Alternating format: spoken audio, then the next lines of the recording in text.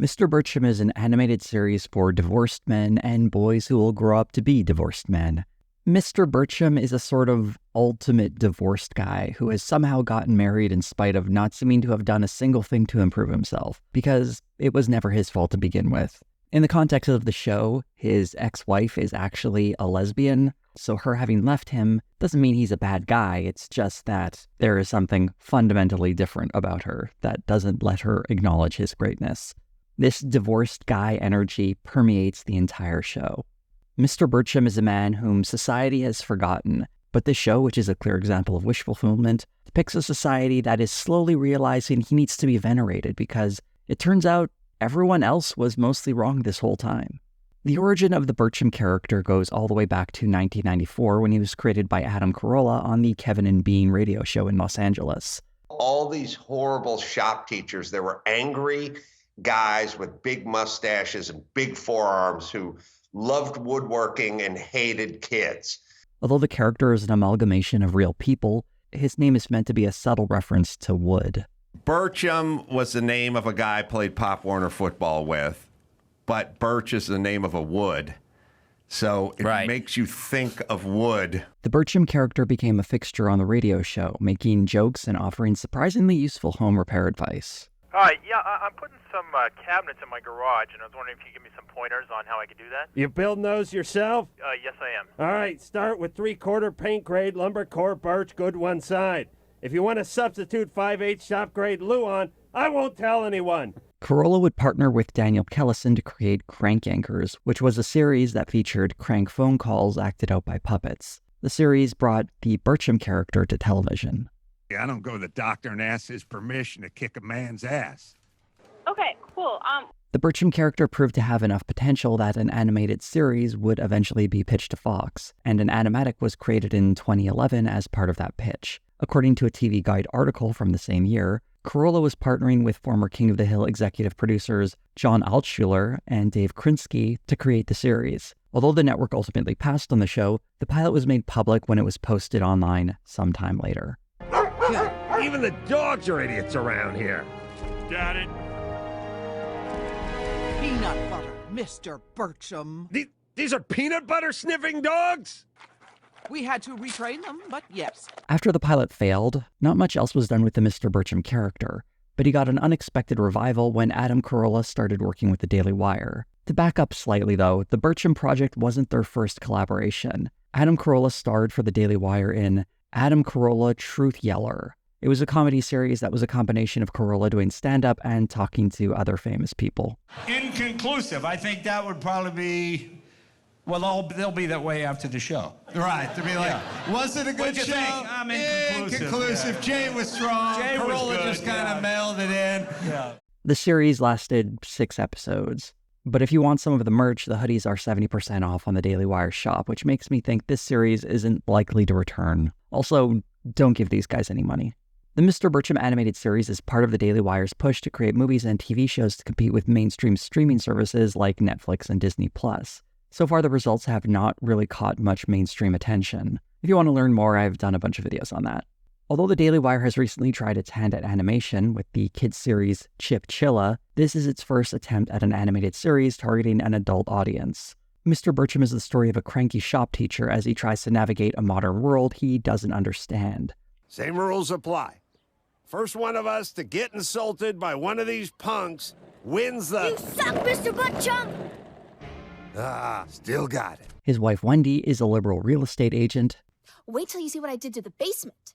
This is why I'm going to drink barrels of wine during your teenage years. His son Eddie is a professional streamer. Is that chair vibrating? Take care of your body and it'll take care of you. And his stepdaughter Jeannie is an avid devotee of her stepfather's woodworking philosophy. That hack doesn't know the difference between a coping saw and a banjo saw. The casting for the series is an interesting mix of friends of Adam Carolla and friends of the Daily Wire. Carolla described the process of recruiting some of his friends to pick up some of these roles. People I've worked with over the years and socialized with over the years and became friends with over the years and thought, this guy would be good for this role and that guy would be great for that role. Thanks to the Carolla's connections, the cast has a lot more star power than the usual Daily Wire production. with performances by Patrick Warburton, Rob Riggle, and Jay Moore. Alonzo Bowden was a particularly interesting addition as Mr. Bircham's best friend Gage, considering Bowden seems to be on the left with his many appearances on The Young Turks. Based on one of his comments at the red carpet premiere, I suspect he hasn't completely bought into some kind of right-wing worldview, as he at least seems capable of understanding that comedy still very much exists and doesn't need to be saved by conservative media. There have always been comedians on TV. There's always been people upset because this comedian said that comedian said that. Comedy's been here. So I don't buy into comedies. Comedy's not back because it never left. Also surprising was the appearance of Danny Trejo. Although he's never been particularly picky about the roles he's taken on, it did still personally kind of disappoint me to see him in this. The Daily Wire's casting choices reflect some of the usual performers they tap for their roles in their work. Brad Cooper was cast as Jeannie, Tyler Fisher as Bircham's nemesis, Mr. Carponzi, and Candace Owens as Wendy's friend, Dina. That last casting choice wouldn't stick, though, as Candace Owens would leave the Daily Wire a few months after Mr. Bircham was announced when she made some comments critical of Israel.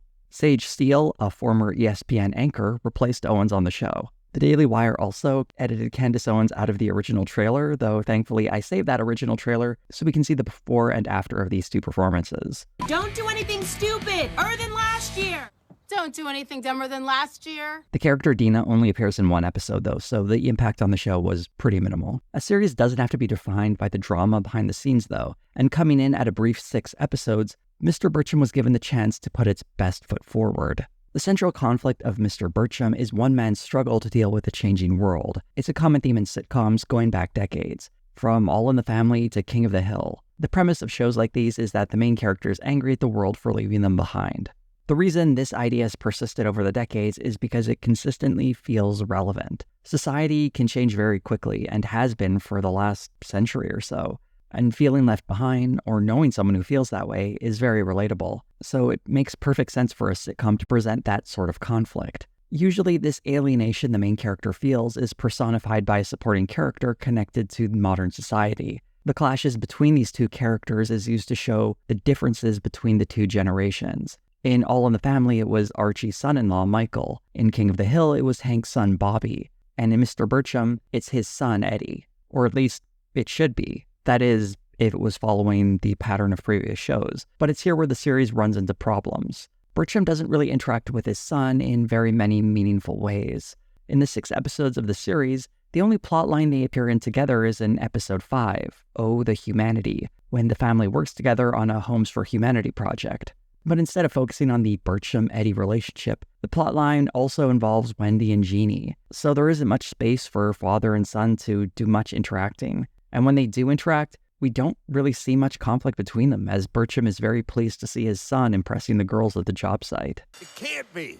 He's sweating. So he was listening when I taught him how to handle a hypoid saw in preschool. Aside from that, we only see a few exchanges between the two, where Bircham expresses his disappointment with his son, and Eddie tries to explain his modern guy ways. It is an invite-only gaming marathon. I bet the dead Greek bastard who ran the first real marathon would love this. Sometimes Mr. Bircham will realize the wisdom in Eddie's words towards the end of an episode, but he never really interacts with his son, and he never has to dwell on the fact that he may have gotten things wrong this time. It's just a very minor correction, and then the episode moves on.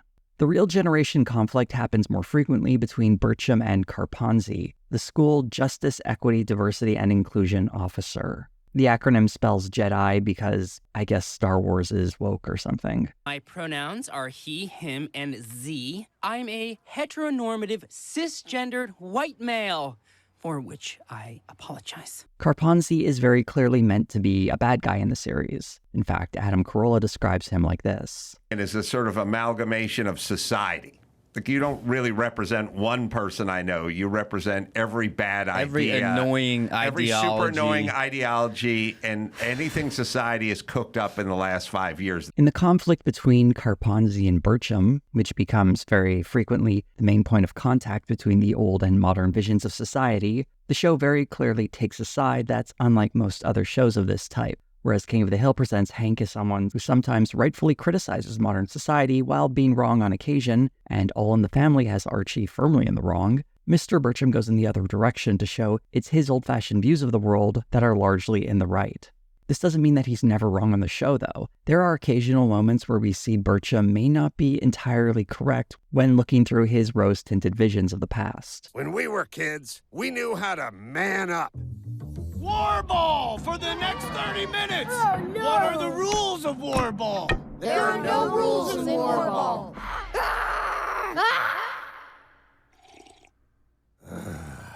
But these moments are not that frequent, and we are more frequently treated to numerous rants that leave supportive characters happy and opposing characters reprimanded. You don't know that the point of hard work is that it's hard and it's work. You want everything to be easy and comfortable, which is why the Chinese are eating our lunch. Come on, Janie, I'm about to lose it. About to? Epic rant, Birchum. Episodes often lead up to Birchum delivering an impassioned speech, the other characters literally cheering him on. I'm teaching kids how to build things while I'm building their character.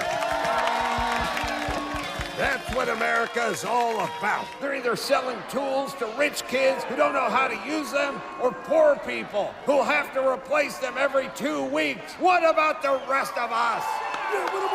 He tried to get my friend Don to play the race card to throw me under Rosa Parks' bus. If this were an action series, Birchum would be the type of character who gets punched in the face once in a while and then responds by beating his opponents into powder. This is a series with a very specific point of view, that the old way society worked is far superior to modern society. That's not to say that having a perspective is a bad thing. A show doesn't need to be balanced for the sake of being balanced. Where Mr. Birchum stumbles as a series is in the execution. Birchum standing triumphant at the end of each episode with everyone cheering him on really makes this whole show feel like wish fulfillment. This is Adam Carolla's pet character talking down to all the things he hates in modern society. It's a reverse caricature often presented of supposedly woke Hollywood, though it ironically lacks the nuance or skill you would more likely see on more traditionally produced works. And it speaks to how amateurish this whole series feels. We don't even have to leave the world of Mr. Birchum to make that point. We can contrast the Daily Wire series to the original animatic produced in 2011 to show how genuine skill and talent can present this out-of-touch shop teacher as someone sympathetic.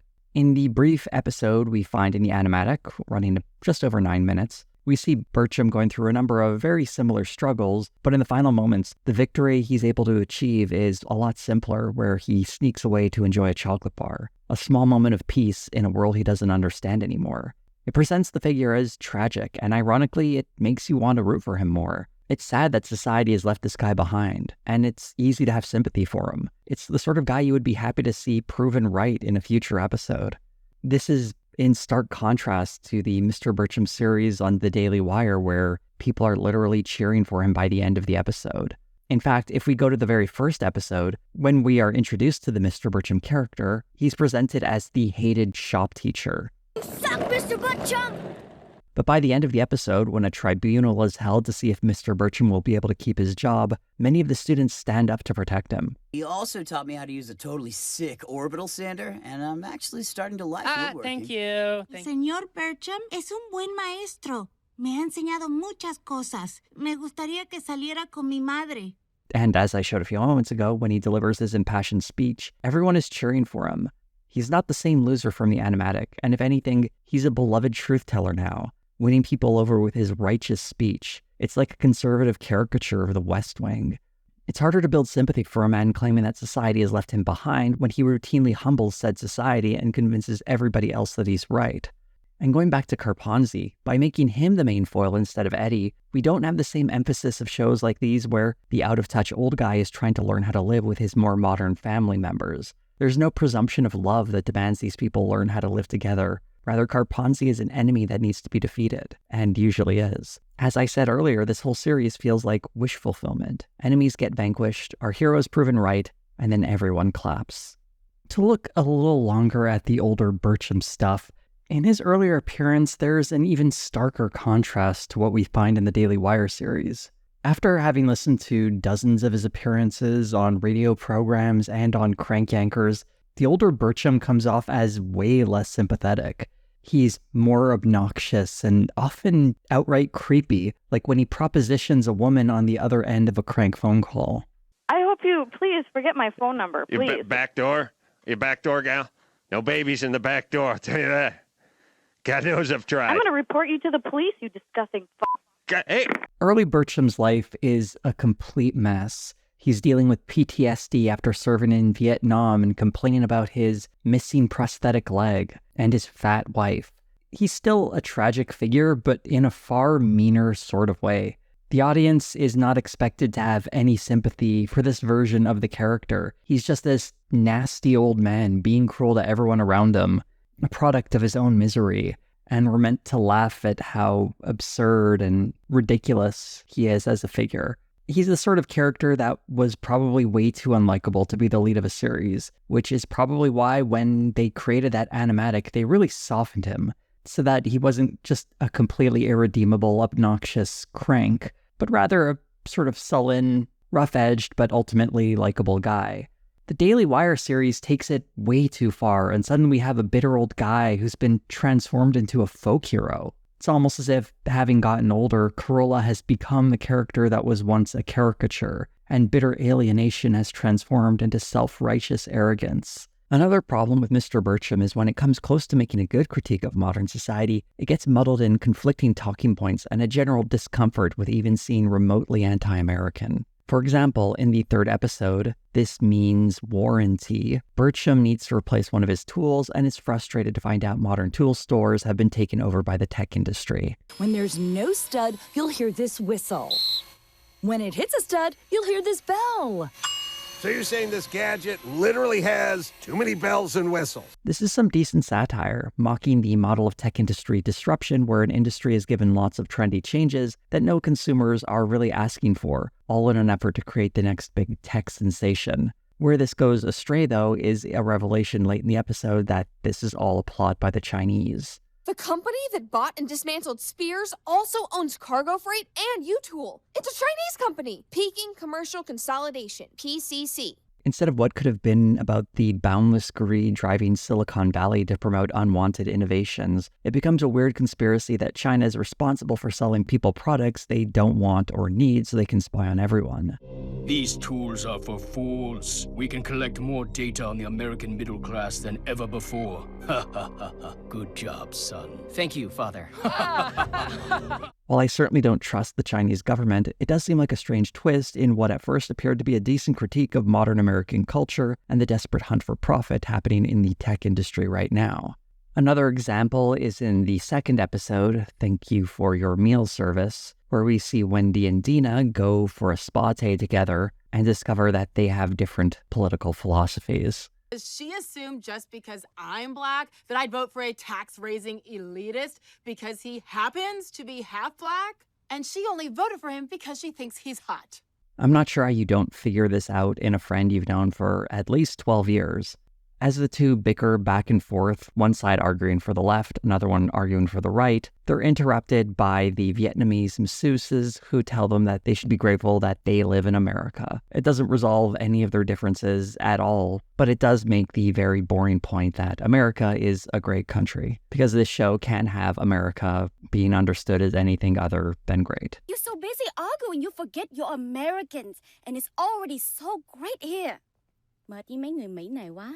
Rất là ngu. Another failing of the series is its very weak plotting. Going back to the episode about tools, the Chinese company that's a thin cutout for the Chinese government is revealed in the final 5 minutes of the episode, and is only barely foreshadowed by a throwaway joke early on about Birchum not liking tools from China. All their tools are made in the People's Republic of China. I'm not going to spend my hard-earned American dollars so they can build stronger suicide nets around their factories. But getting down to more specific plot points, we see things start to make even less sense in the 6th episode of the series, the gym rope incident. The premise for this one is that the climbing rope has been removed for the school phys ed class. Birchum and Gage are so outraged that they sneak in at night to hang up a new rope. In the morning, what's instead discovered by students is a noose. Carponzi is quick to assume racism, and the episode wants to mock how silly that leap in logic is. As with all things, racism is the only possible explanation. I'm somewhat sympathetic to the idea that some additional context might be needed to call this racism. Perhaps if there was a plot point about a new black student joining a sports team or something. But even without that, a noose has a pretty long history as a racist symbol. So the assumption that it might be some form of intimidation isn't the most ridiculous thing in the world. And even if this noose wasn't racist, it's still really alarming to see something like that suddenly appear in the school gym, and it makes perfect sense for people to freak out. For example, if a student or teacher was planning to use that noose on themselves or someone else, the school should be on high alert. Instead of sitting with this mystery, though, it immediately gets solved in one of the least believable plot twists I've ever seen. Damn it.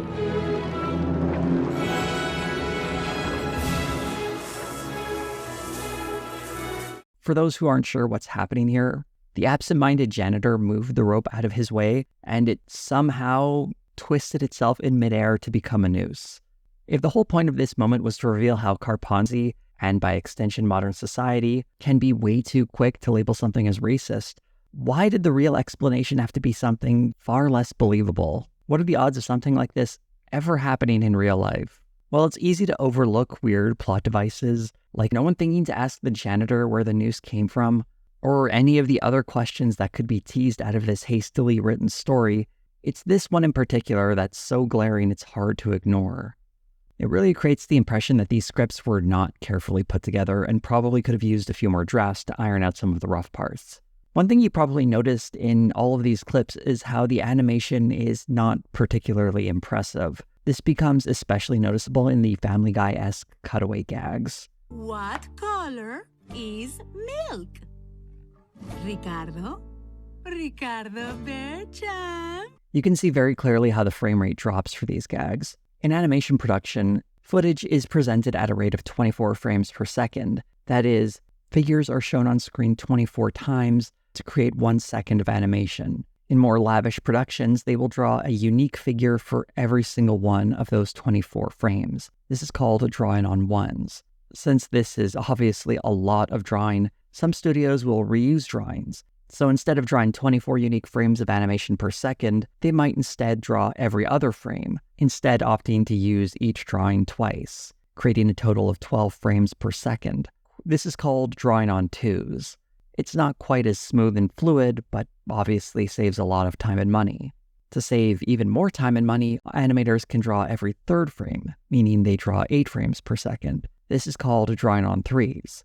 Mr. Birchum, I suspect, is sometimes drawing on fours. That is, there are 6 frames of animation per second, making this animation look like it's coming over the internet on a connection from 1996. It's the sort of thing most major animation studios would never tolerate, and it reflects what is almost certainly the small budget that went into creating the series. The studio behind Mr. Birchum is Wise Blue Studios, based in Valencia, Spain. Looking at their website and their work in their portfolio, the studio seems capable of producing better things, so this is almost certainly an issue of time and money being spent on the series. Another tell of the show's low budget is the sloppy audio design, like the cheesy guitar riffs sometimes used to punch home especially weak jokes. We're selling a dream of perfection, like fashion models who never gain weight or Android phones that never crash. Or the Green New Deal. The voice work in the series doesn't do much to elevate it either. Although most of the performers do a decent enough job, there are a couple of lowlights, including Roseanne's tired performance as the principal and Megyn Kelly as Wendy revealing that she has, in fact, never acted before. I didn't know you were a coastie. I also got a tramp stamp of a bald eagle that goes all the way down here. Look. No! It's not my listing, but Rick has a mansion he's been trying to move. A few weeks ago, a rapper wanted to shoot there. A video? His manager got really ugly, so it's been sitting on the market for a while. Another thing I noticed in this series is how old it felt. Not just its format, but the jokes themselves make so many dated references. Like a joke about Britney Spears being crazy or Wendy swooning over Barack Obama. I imagine the references aren't lost on viewers, but it makes the series feel old.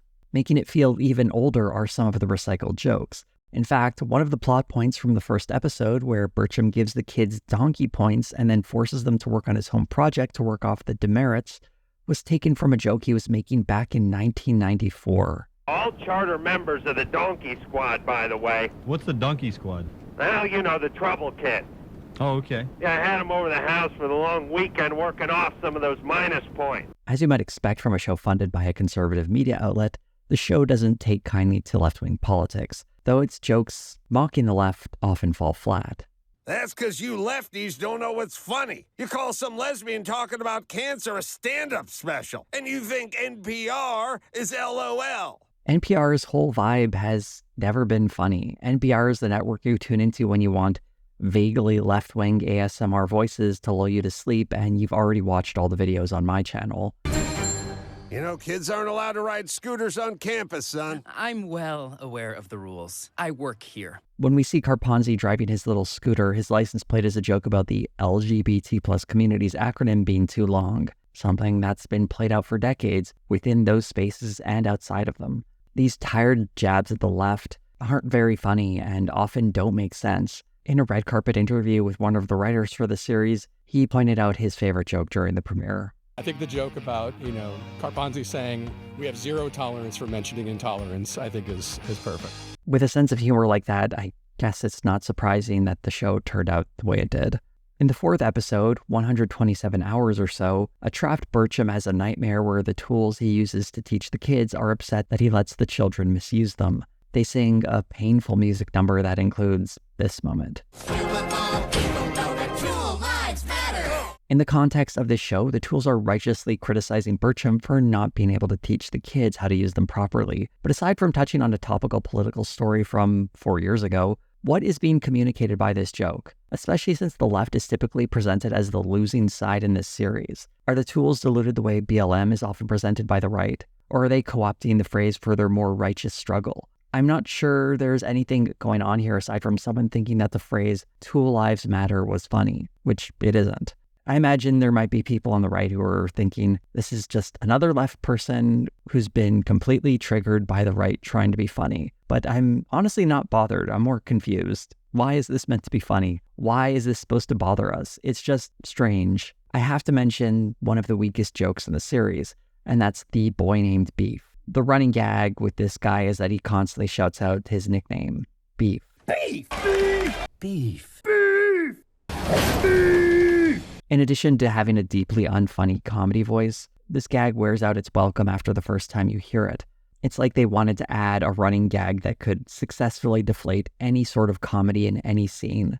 Speaking of running gags, I even have to take a break from mine because I don't even want to pretend I participated in this thing. Jose, I think it's great that you kept your negative thoughts to yourself. This is a counterfeit Jose, not the real deal. Don't believe anything he says. There might be some of you out there, possibly, trying to defend Mr. Birchum right now who genuinely think it's funny and would like to know what I, some random YouTube guy, think is funnier than this particular program. So here's a random sample of funny. How are you supposed to be a strong, thrilling, powerful warrior and lover with a name like this? It is like a weak ejaculation. Okay.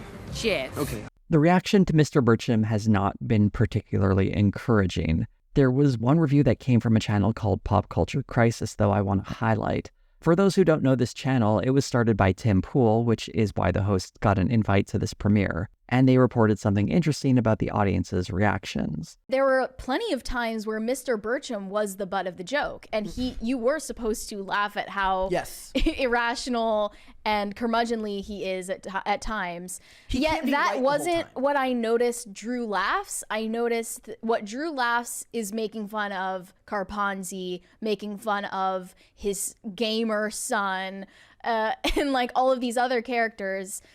The premiere event for Mr. Birchum was stacked with people from the Daily Wire and other right-wing media figures, so it shouldn't be surprising that the few times the clearly conservative Mr. Birchum was made to look foolish didn't really get a laugh.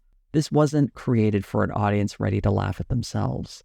And maybe that's why they shied away from making Birchum seem in any way tragic or sympathetic. They primarily see this series as a vehicle for conservative wish fulfillment.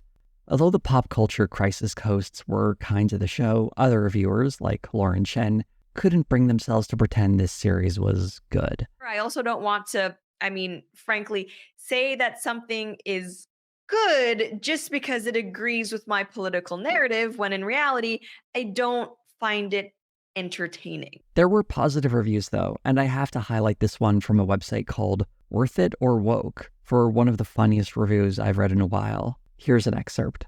The rest of the star-studded voice cast is perfectly adequate, and with talents like Roseanne Barr and Jay Moore, just to name a few, on board, They will almost certainly continue to gel as the season fully finds its voice.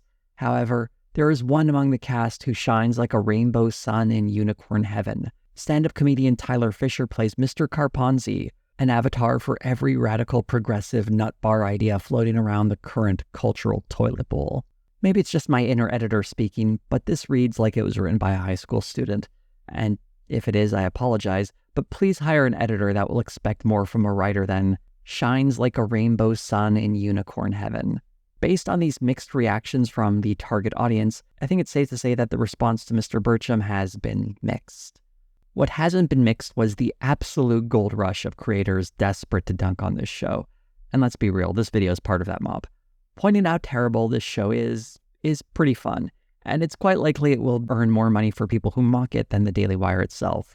I suspect all of this is meant to pretend as if the left is outraged or frustrated by this stuff, when really we're just finding ways to monetize it.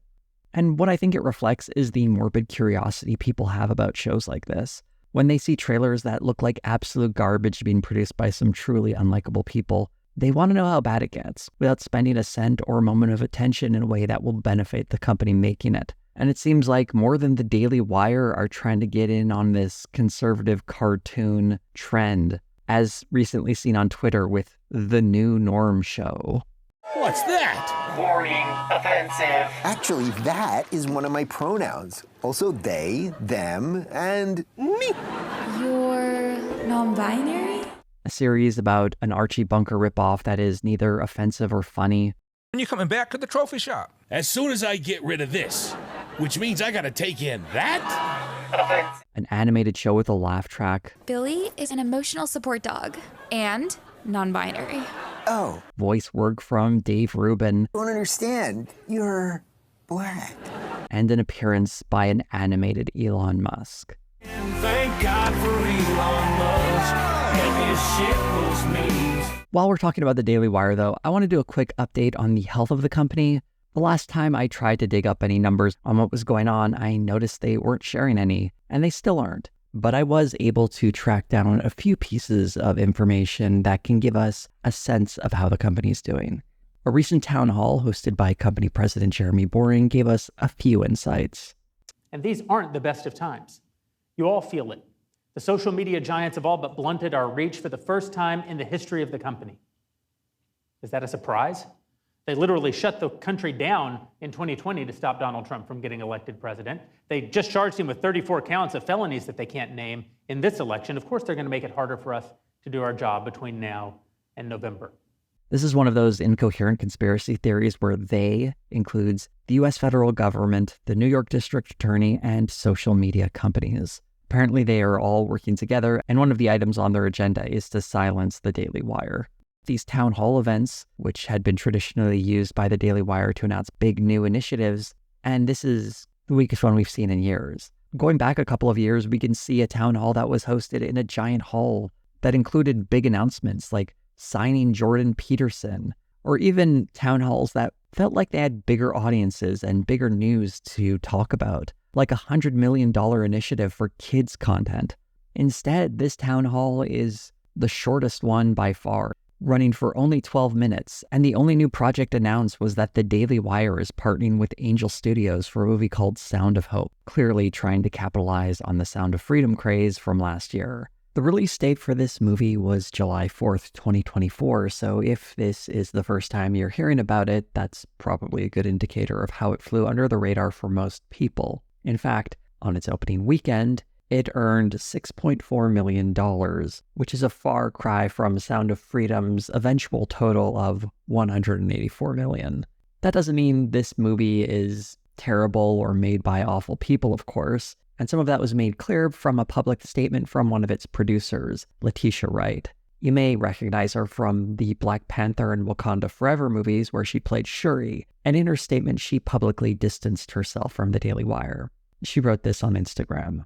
To be clear, after we completed the production of this film, Angel Studios were brought on board to handle its distribution, and they later partnered with the Daily Wire. That was not my decision, and I was not given an update or made aware of this decision. I am in no way aligned or affiliated with the Daily Wire. I'm thankful for all who want to positively champion this film and campaign to serve children. However, I do not condone using this beautiful film for divisive political purposes. That is not why I joined the project. Jeremy Boring of the Daily Wire responded saying, "The Daily Wire is truly honored to partner with Angel Studios on such an important project.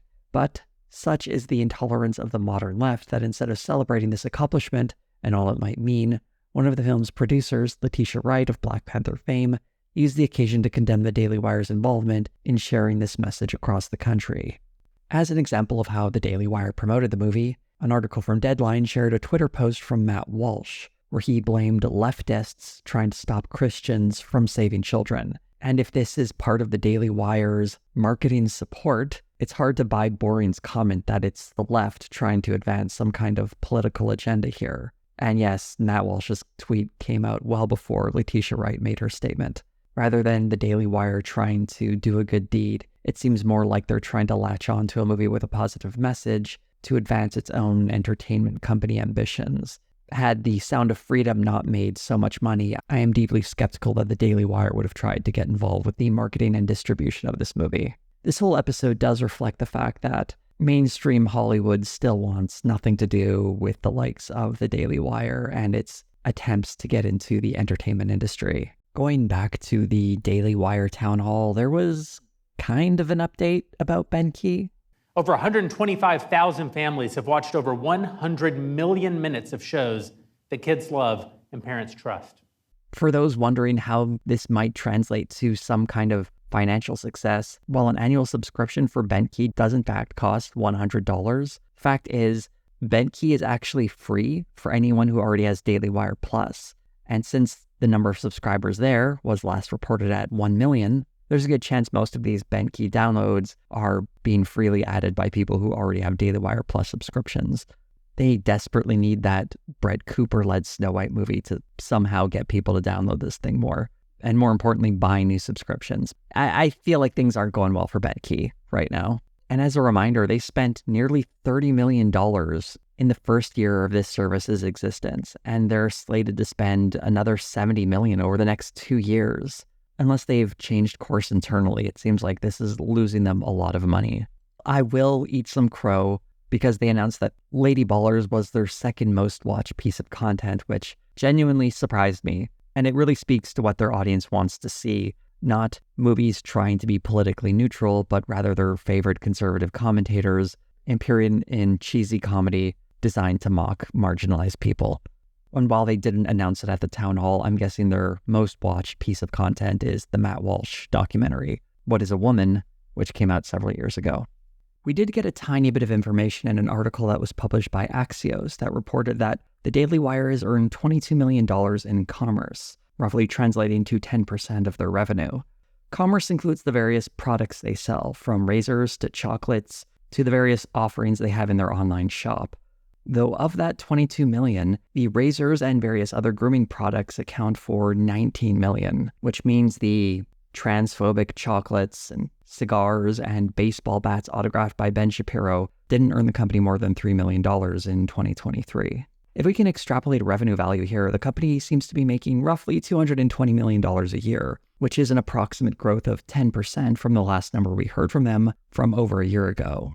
And in that time, they've spent something like $30 million launching Ben Key alone. I also imagine producing several movies did not come cheap either. It really seems like their spending is outpacing their revenue growth here, and it makes me wonder how profitable this company was in 2023, or how profitable it's been in 2024 for that matter. It remains to be seen if Mr. Birchum will be a success for the Daily Wire, but I do think the company very much needs some kind of new talent or program to bring in new subscribers. I'll try to keep an eye on them, and hopefully we can have some fun talking about their next big project, the Pendragon Cycle, whenever that comes out, because I am most hungry for this. I suspect a car crash that will just be an absolute joy to witness. Or maybe it'll be good. I would actually want it to be good because I like watching good television instead of bad television, but somehow I doubt I'll be so lucky.